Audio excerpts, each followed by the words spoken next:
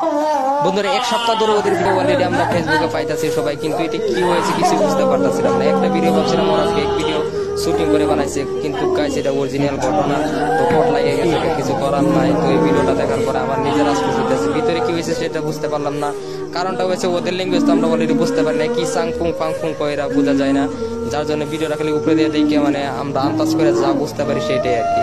তো ভাই দেখেন কিভাবে কান্দাছে, খাওয়া চাওয়া অনেক প্রবলেম হইতেছে, কারণ দেখতে আছেন কি হয়ে গেছে। তো ওরা যদি মানে হিন্দি ল্যাঙ্গুয়েজ কইতো তাহলে কিছু বুঝতে পারতাম, এটা কিভাবে হয়েছে সম্ভব না অসম্ভব জানি না, বাট এটা অরিজিনাল সত্য ঘটনা। কমসে কম ওদের ভিডিও আমি 7-8টা ভিডিও দেখছি অন্য অন্য চ্যানেলে, কিন্তু এই ভিডিওগুলো অনেক ভাইরাল হতো, কিন্তু ওরা তো ওদের ল্যাঙ্গুয়েজটা কেউ বুঝে না বলে মানে ভিডিওটা তো ট্রেনিং এ যাইতেছে না। তাও মিলিয়ন মিলিয়ন ভিউজ আসতেছে, কারণ পরবর্তী ভিডিওটা তো যখন আমি ওদের অলরেডি প্রথম ভিডিওটা দেখলাম, প্রথম ভিডিও দেখার পরে আমি তো অলরেডি শুটিং ভাবি আমি মনের মধ্যে অন্য কিছু ভাবি আনিছিলাম। যখন আমি 2-3টা ভিডিও দেখলাম, দেখার পরে ওর চ্যানেলে গেলাম, গিয়ে আরো ভাবে ভিডিও দেখলাম, দেখার পরে যখন ওরা মানে এইভাবে চিল্লাইতেছে, চিল্লানোর পরে ভিডিওটা দেখার পরে মানে অনেক মানে আমার নিজের মনের ভিতরে খারাপ লাগতেছে।